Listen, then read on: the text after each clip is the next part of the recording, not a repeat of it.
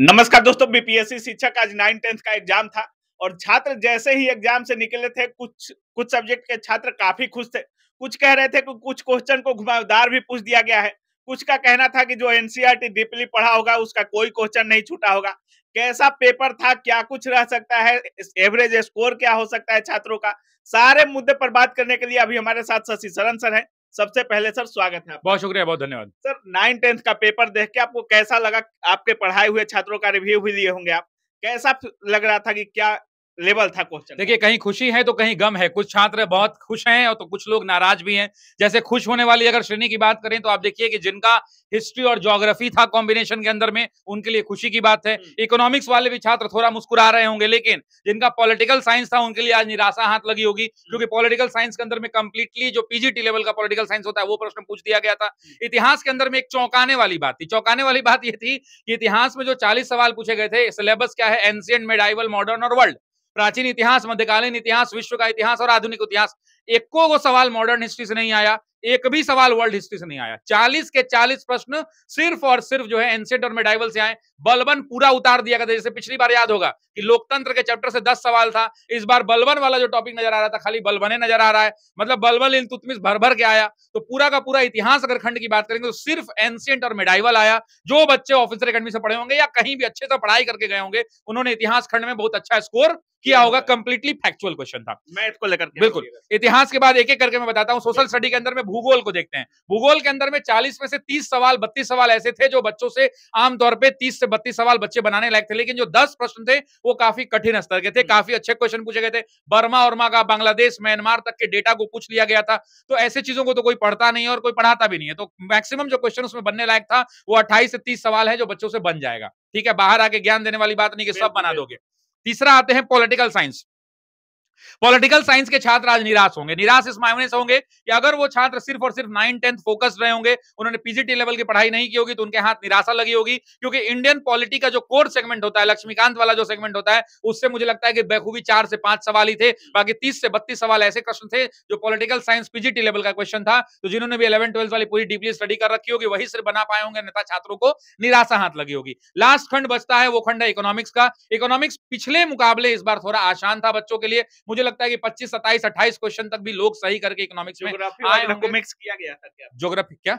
जैसे इकोनॉमिक्स में पहले के एग्जामों में मिक्स कर दिया जा रहा था ज्योग्राफी वगैरह। बिल्कुल। इकोनॉमिकल ज्योग्राफी का जो पोर्शन था वो कल देखने को मिला था, परसों भी 6 to 8 वाले में देखने को मिला था, लेकिन नहीं, आज कोर इकोनॉमिक्स के सवाल थे और अच्छे सवाल पूछे गए थे। तो ओवरऑल पेपर को आप medium to higher medium level तक में आप कह सकते हैं। कुछ खंडों को अगर आप कहेंगे पॉलिटिकल साइंस को टफ की भी श्रेणी में रख सकते हैं। तो ये एसएसटी पेपर का है। साइंस का पेपर मिला जुला रहा, लगभग तीनों के अंदर में फिजिक्स, केमिस्ट्री और बायोलॉजी तीनों के मिले जुले प्रश्न हैं। फैक्चुअल प्रश्न पूछे गए और साइंस के प्रश्न को आप मीडियम टू मीडियम हाई रख सकते हैं, क्योंकि बहुत आसान भी नहीं था लेकिन बहुत कठिन भी पेपर नहीं था। जो छात्र मेहनता से पढ़ के गए होंगे उन्होंने बनाया होगा साइंस का पेपर। अब बात करते हैं मैथ्स के लिए। मैथ्स का प्रश्न जो छात्र अच्छे से एडवांस प्रैक्टिस करके गया होगा, basic formula based questions maths में डायरेक्टली पूछे गए थे। जो नॉन फॉर्मूला भी क्वेश्चंस थे वो भी डायरेक्टली सवाल बनने लायक सवाल थे। मतलब अगर छात्रों ने ईमानदारी से मैथ्स को पढ़ा होगा तो मैथ्स में कट ऑफ भी ऊपर रह सकता है। मैथ्स में अच्छे प्रश्न थे और छात्रों ने बखूबी बनाया भी होगा मैथ्स के अंदर में। छात्र मैथ्स का निकल रहे थे तो हम रिव्यू भी कर रहे थे। उन निकलते ही छात्र कह रहे थे कि 95 से 100 कट ऑफ रह सकता है, उससे नीचे एक्चुअली क्या है ना कि अभी कमेंट बॉक्स में कहेगा 120 आएगा हमको, तो वो अलग बात है, लेकिन ये प्रैक्टिकल चीजें नहीं होती है। अंदर में हमेशा लोगों को लगता है कि मेरा नंबर ज्यादा आएगा, लेकिन एग्जामिनेशन हॉल से बाहर निकलने के बाद जब आंसर की से मिलाया जाता है तो धाए से 15-20 नंबर कम हो जाता है। तो ठीक है, अच्छी बात है अगर 95-100 आ रहा है तो इट इज वेरी गुड, आपका सिलेक्शन तय है, आप जय मिठाई उठाई बांटने लगी है। लेकिन ये अमूमन सबके साथ नहीं होता। हम ओवरऑल एनालिसिस कर रहे हैं। तो बिहार के छात्रों की स्थिति को अगर देखें तो मैथ्स के अंदर में पेपर ठीक था कि आसान टू मीडियम लेवल का कह सकते हैं, लेकिन उसमें भी जर उतना आसान नहीं था कि एकदम सब के सब बना दीजिएगा। Maths is known for silly mistake. अलग अलग मिस्टेक्स आप कर सकते हैं। फैक्टोरियल नीचे होगा कि ऊपर होगा, वैसे भी प्रश्नों पर मिस्टेक होगा।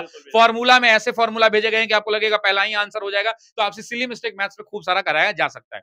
अब बात कर लेते हैं अंग्रेजी ने। अंग्रेजी ने फिर से निराश किया है। हम तो माफी मांग रहे हैं, और माफी क्या मांग रहे हैं?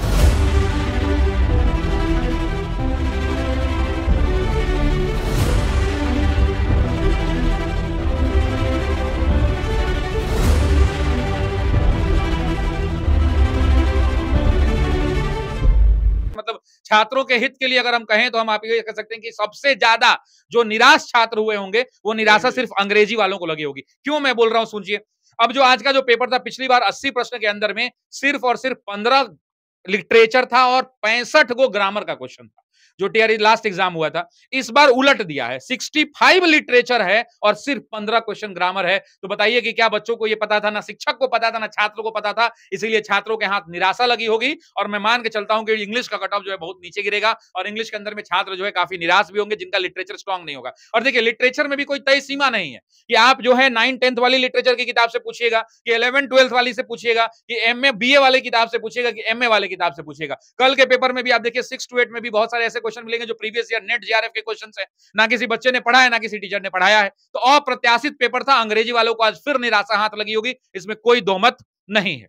मतलब 9-10 के पेपर में अगर देखा जाए तो सब्जेक्ट वाइज काफी फ्लक्चुएशन देखने को हिंदी का भी पेपर आप देखिएगा तो हिंदी के अंदर में भी जो सबसे इग्नोर्ड सेक्शन है, जैसे काव्य शास्त्र है, काव्य शास्त्र सबसे इग्नोर्ड सेक्शन था, आज उसने बच्चों को रुलाया होगा। इतनी पंक्तियां पूछी गई हैं, इतनी पंक्तियां पूछी गई हैं कि बच्चा तो कभी सोचा भी नहीं होगा। तो इंग्लिश के अंदर में भी मजाक नहीं था, इंग्लिश के पेपर कठिन कहेंगे, आसान और मॉडरेट नहीं। अंग्रेजी और हिंदी दोनों का पेपर का जो लेवल है वो कठिन लेवल कहा जाएगा, आसान नहीं कहा जाएगा। अगर टीआरई 1 और 2 को देखे तो उसके अनुसार पेपर कैसा था ये? बिल्कुल टफ कहेंगे आप इसको, हाँ डेफिनेटली। और बाहर देखे तो सबको आसान लगता है, तो एक एग्जाम हॉल से आपको भी दे देंगे यार बहुत आसान था, क्योंकि आप 80 क्वेश्चन में 20 वो क्वेश्चन पर नजर जाता है जो आपको आता है। तो जब आपको लगता है अरे तो हमको अइबे करता है तो सब बना देंगे, तो ऐसी बात नहीं होती है। प्रश्न का लेवल अच्छा लेवल है और कठिन लेवल का प्रश्न। अगर सब्जेक्ट वाइज बात करें तो प्रश्नों का जो लेवल था उसको देख करके एवरेज स्कोर हो या बोले या कट ऑफ बोले, इन सब भी फ्लक्चुएट बहुत ज्यादा करेंगे सब्जेक्ट वाइज। देखिए डेफिनेटली फ्लक्चुएट ज्यादा करेगा, क्योंकि छात्रों के लेवल पे ये डिपेंड करता है और कट ऑफ या एवरेज स्कोर आयोग ही जारी करेगा। एवरेज स्कोर का दूसरा नाम कट ऑफ ही होता है। तो वैसी परिस्थिति के अंदर में छात्रों के लिए चुनौती है, बहुत ऊंचा जाने की संभावना न के बराबर है। लेकिन हाँ, अब चूंकि जब तक पूरे कॉपी चेक ना हो जाए, सजा ना दिया जाए, आधिकारिक रूप से कट ऑफ नहीं आ जाए, तो हम और आप टिप्पणी करेंगे तो ये बेबाकी और बुरबकई वाला काम होगा कट ऑफ बताना। लेकिन हाँ, पेपर के स्तर में अगर आप बात करेंगे, सोशल स्टडीज के अंदर में छात्रों ने अटेम्प्ट लिया होगा, जिनका जो है जिनका सेगमेंट हिस्ट्री होगा, जिनका सेगमेंट ज्योग्राफी होगा, उन्होंने अच्छा अटेम्प्ट लिया होगा। जिनका पॉलिटी इकोनॉमी में से एक हो सेगमेंट होगा, उनका कम अटेम्प्ट हुआ होगा। सही की बात करते हैं तो मैथ्स के अंदर में छात्रों ने खूब भर भर के प्रश्न बनाए होंगे, अच्छे सही भी हुए होंगे। हिंदी इंग्लिश में निराशा हाथ लगी होगी। और अगर हम बात कर लें उसके बाद साइंस बच गया, तो साइंस में बच्चों ने अच्छा प्रश्न सॉल्व किया होगा। सर 1 to 5 की बात करें या 6 to 8 की बात करें, उसके अनुसार मतलब आपको 9-10 का पेपर सबसे कठिन थोड़ा लग रहा है, इसमें दिक्कत होगा छात्रों? डेफिनेटली होगा, क्यों नहीं होगा, कठिन है ही, चूंकि एग्जाम भी ऊपर है और वैसे स्थिति में टीचर भी अच्छे हाई लेवल के चाहिए जो बच्चों को पढ़ा पाए। तो धीरे धीरे प्रश्नों का जो स्तर है वो कठिनतम की ओर जा रहा है। और अब बिहार लोक सेवा आयोग जो है ना, ये मतलब बउआ का झुंझुना पहले भी नहीं था, अब और नहीं है। बिहार लोक सेवा आयोग सिर्फ कहने के लिए टीआरई का एग्जाम है। अब जो छात्रों को तैयारी करना होगा, वाइड स्प्रेड तैयारी करना होगा, एनसीईआरटी कवर करिए, एससीईआरटी कवर करिए, बहुत डीपली कवर करिए और साथ ही साथ मानक पुस्तकों कवर कीजिए। खाली एनसीईआरटी पर लौटा के जाइएगा तो निचले लौटा जाइएगा, ध्यान रखिएगा। मानक पुस्तकों भी पढ़ना पड़ेगा, ऐसे ऐसे फैक्ट्स पूछे जा रहे हैं जो एनसीईआरटी जैसी किताबों में उपलब्ध नहीं है। मानक पुस्तकों का ही आपको अध्ययन करना पड़ेगा। बहुत सारे ऑथर, अच्छे ऑथर्स की किताबों को पढ़ना पड़ेगा, तभी आप उसमें निकाल पाएंगे। सर जैसा कि आप कल भी कह रहे थे कि कहीं ना कहीं आने वाले एग्जाम्स जो हैं कहीं ना कहीं लेवल ऊपर देखने को मिल सकता है। 11-12 का एग्जाम बाकी है सर, क्या कुछ बोलिएगा, लेवल थोड़ा और ऊपर जा सकता है क्या? 11-12 में मैं यही कहूंगा कि प्रश्न का लेवल तो रहेगा ही, क्यों नहीं रहेगा, क्योंकि वो बच्चों को पढ़ाना भी किसको है, 11-12 वाले बच्चों को पढ़ाना है। वहाँ खूब सारे न्यूमेरिकल्स मिलेंगे, मैथ्स के अंदर में, फिजिक्स के अंदर में, सोशियोलॉजी, बॉटनी, जूलॉजी, सब के अंदर में मिलेंगे। अच्छे प्रश्नों का स्तर रहेगा और होना भी चाहिए, क्योंकि वो एक तरह से भाई 11-12 के बच्चों को पढ़ाना है। लेकिन ठीक उलट देखिए, आप जब भी इतिहास उठा के देखेंगे तो आप देखेंगे कि ऐसा नहीं है कि 11-12 के अंदर में 100 नंबर कट ऑफ जाता है।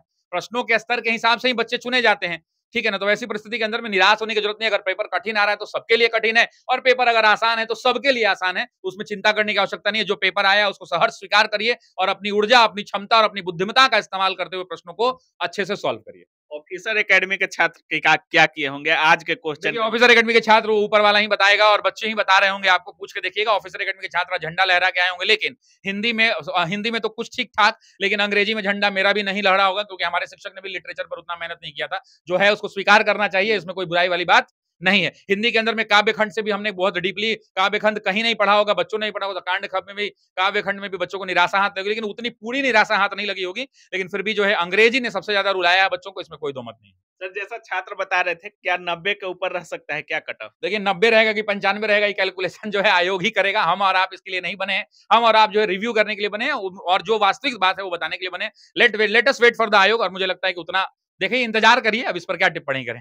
चलिए बहुत बहुत धन्यवाद। बहुत शुक्रिया, बहुत धन्यवाद। तो बाकी आप सर को सुन रहे थे, सब्जेक्ट वाइज बता रहे हैं सर कि किसका लेवल कैसा था, किसके प्रश्नों के स्तर क्या थे। बाकी सर का साफ कहना है कि थोड़ा लेवल बढ़ा है, और जिनका भी 11-12 का एग्जाम बाकी है थोड़े अच्छे से जाइएगा, क्योंकि डीपली स्टडी अब बहुत जरूरी है। बाकी आप क्या कुछ सोच रहे हैं इस पूरे वीडियो के बारे में, अपनी राय कमेंट सेक्शन में जरूर रखिएगा। आप देख रहे थे काबिल न्यूज। जय हिंद।